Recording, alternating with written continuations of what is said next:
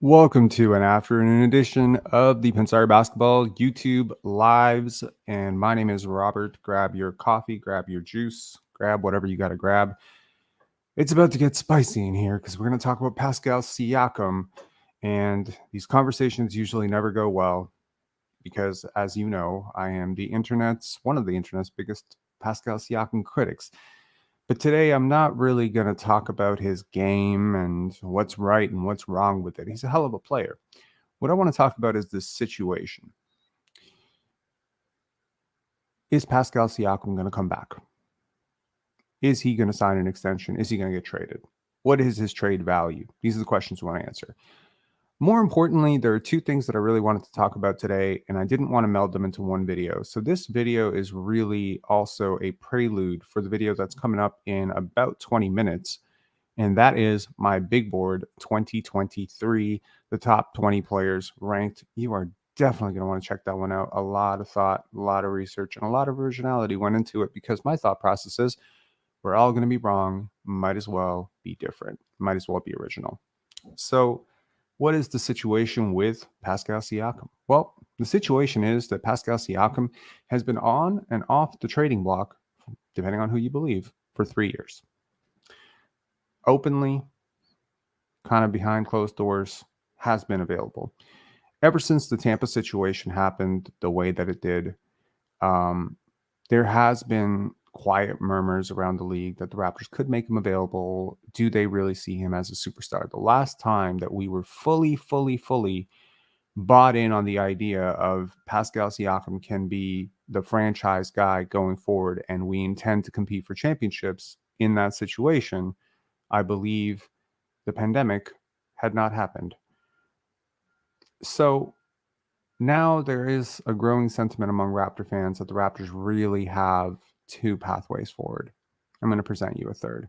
Pathway number one, run it back. Re-sign Pascal Siakam. Easy peasy. Obviously, he said he wants to be here. He's a hell of a player. He's a two-time All-NBA guy. He's a two-time All-Star. Why wouldn't you want him back? He just missed All-NBA, so he's not going to qualify for that dreaded Supermax that everyone was so terrified of paying him. And so what's the harm? What's the harm, really? I mean, he's 29 years old. He's probably not going to fall off a cliff. He has a reputation of being a very hard worker to the point where his work ethic is a thing of legends. He is a switchable, modern NBA forward who is coming off his highest scoring season. So there isn't really anything that says to me, oh, you got to move off this guy, apart from, potentially maybe it doesn't fit long term with the CBA. Maybe his fit with Scotty's a little bit clunky. You want to protect the asset. Get off of him before he starts to decline. Maybe you want to shift directions as a team, going away from soft contention to rebuilding. Okay. And there are teams that could use a guy like Pascal Siakam. Specifically, the one that's been rumored all along is the Portland Trail Blazers. Rumors, reports, what do you want to call it today, that the Portland Trail Blazers would be very interested in making an offer for Pascal Siakam, but they cannot get assurances of an extension. Which really brings you back to the Kawhi Leonard situation, right? San Antonio has a disgruntled, I'm not saying Pascal's disgruntled, and I'm not saying he's off and injured, but you have a guy on a one-year rental. Teams become less willing to part with it because of the fallout and ramifications of potentially trading for a guy who doesn't want to be there long term. You would have to basically treat this like he has a no-trade clause. Put it this way.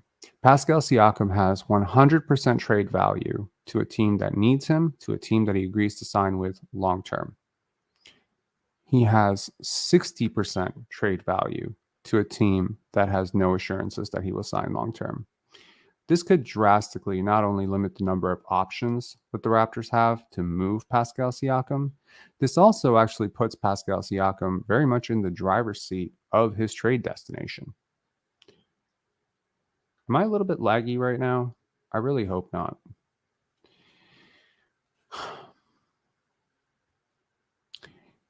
I think in the end, what it comes down to is, are you going to be able to convince a team that he will sign long term and that they will not end up looking stupid? Because look, the third pick is a hell of an asset to move off of. It's a hell of an asset, especially in a draft like this, where it looks like the Charlotte Hornets are about to make a very big mistake at number 2. Number 3 could be a hell of an asset. Number 4 could be a hell of an asset. There are teams up there with massive assets that could look very foolish long term if the guy doesn't come back. Okay.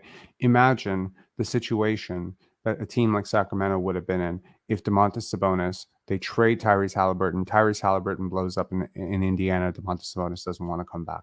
You have to have some sort of assurance, which means you're going to have to work with Pascal's team and his agency to actually get him to a position that he wants. Well, then just, who cares, Rob? Just run it back. Run it back. He'll resign with the Raptors. That's not a problem. It's not a problem. Pascal said that he wanted to be here, but a lot has changed since Pascal Siakam said he wants to be in Toronto. Number one, there's widespread rumors, including today with Josh, I believe Aaron Rose came out. Someone was talking to him about it, that Fred VanVleet probably gone. If you think about the closest people to Pascal Siakam last year on this team, who would you say they were? Fred VanVleet, Rico Hines, Nick Nurse, Earl Watson. Who else? Jakob Poeltl. Those are his guys. Those are the people that he had those super close relationships with. Well, Earl's gone. Rico's gone. Nurse is gone. Fred might be gone. Jakob doesn't want to play for a rebuilding team. So are you in a situation right now where this guy might actually take that 60% trade value as a guy who won't commit and turn it into like a 40% trade value as a guy who demands out?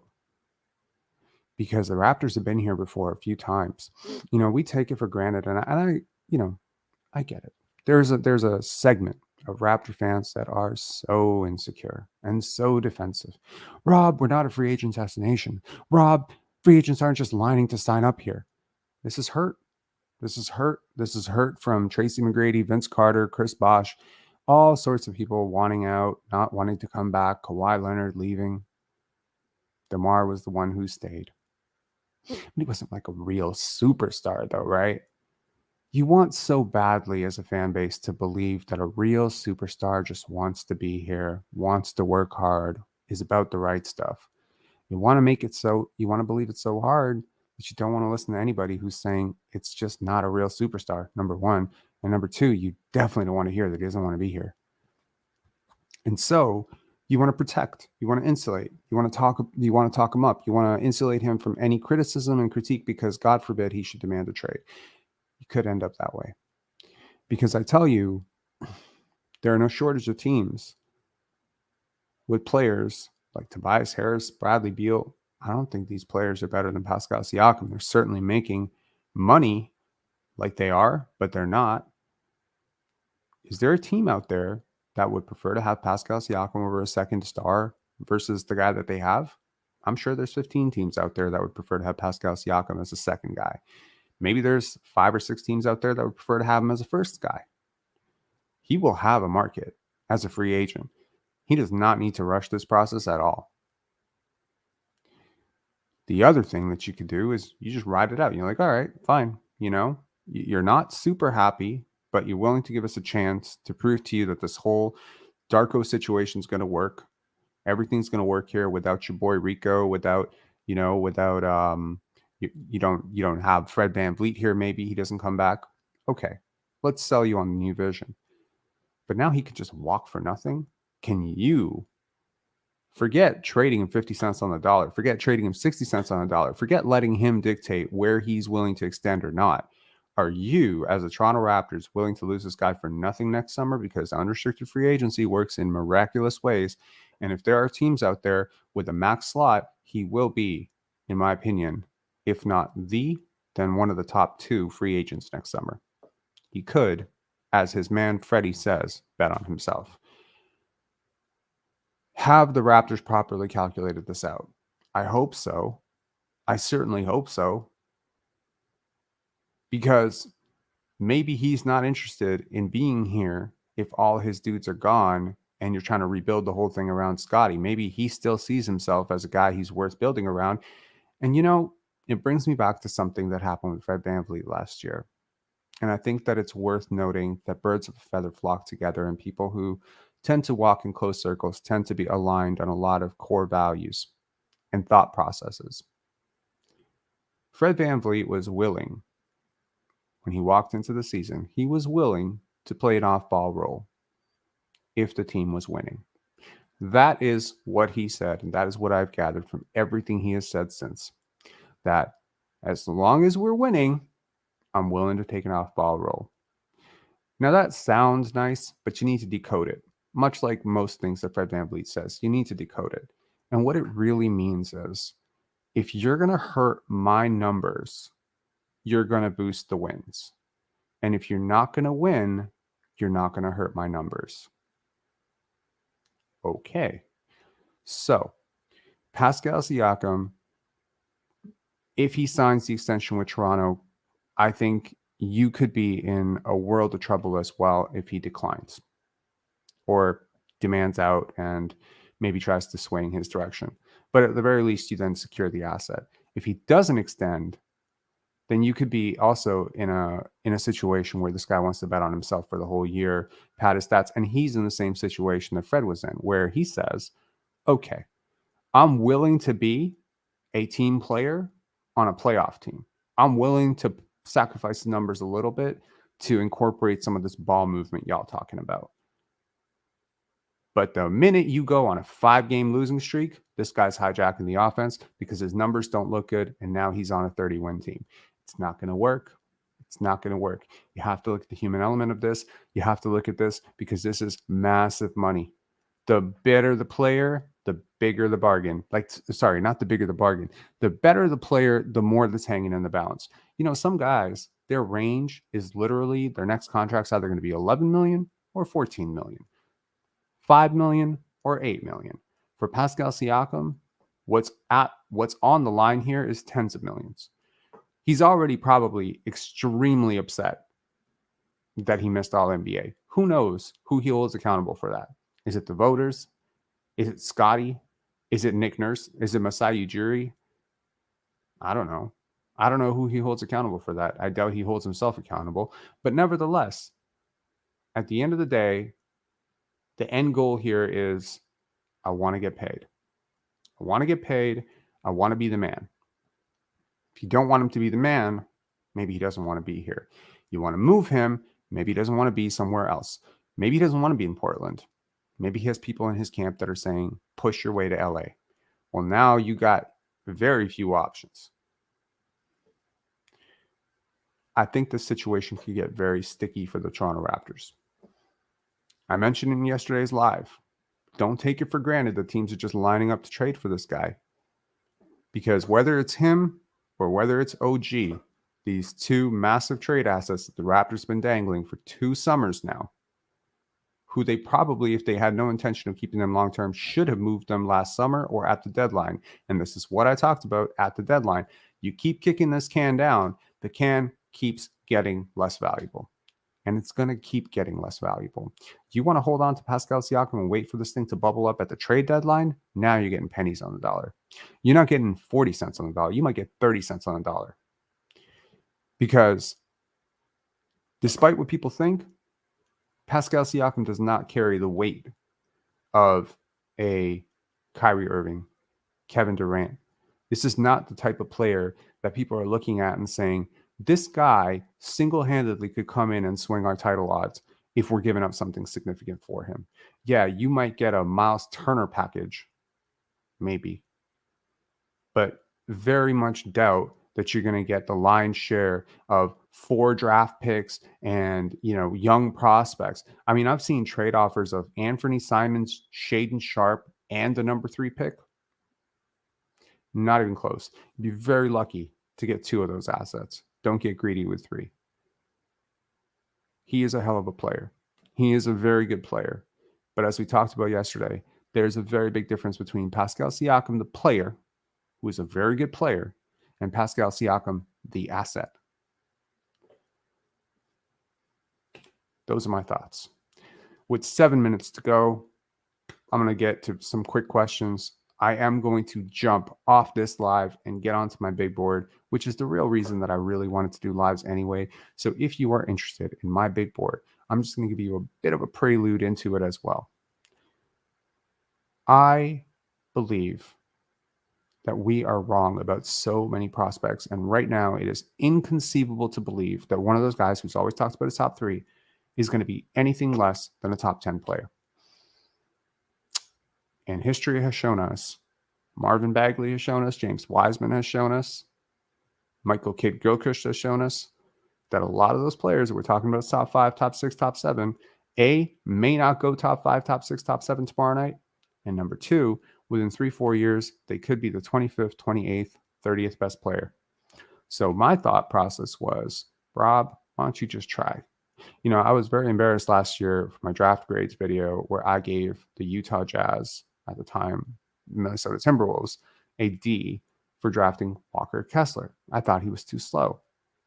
I was very, cautiously bearish on Paolo Banchero. I said there was a 1% chance he could develop into a superstar, but most likely be a role player. And I mentioned that I needed him to slim down if he was going to be a star. And he has slimmed down, but I wish I'd been higher on that pick. It wasn't popular, but it was original. It was a thought process. I rewatched my entire draft grades video yesterday. It's like a 3-hour video. And I was very pleasantly surprised at how many things I got right that I didn't remember I got right. But also, I think it's good to learn from the things you get wrong. This draft big board that I'm going to do in 5 minutes has a guy in the top 5 that you've never seen in the top 5, probably anywhere. It has guys in the lottery that have probably you've been seeing as second round guys. It has guys who are in the lottery outside the top 20. It has guys maybe who are top 7 mocks who are like falling firmly into the late teens. It's all over the place, but I'm trying to be original. I'm trying to give you my perspective, and I promise any crazy thoughts I have, I'm going to provide a justification for it. Toronto 416, we want Scoot. We're going to trade OG to San Antonio and our 13th pick for a second round pick. Please don't even joke about that.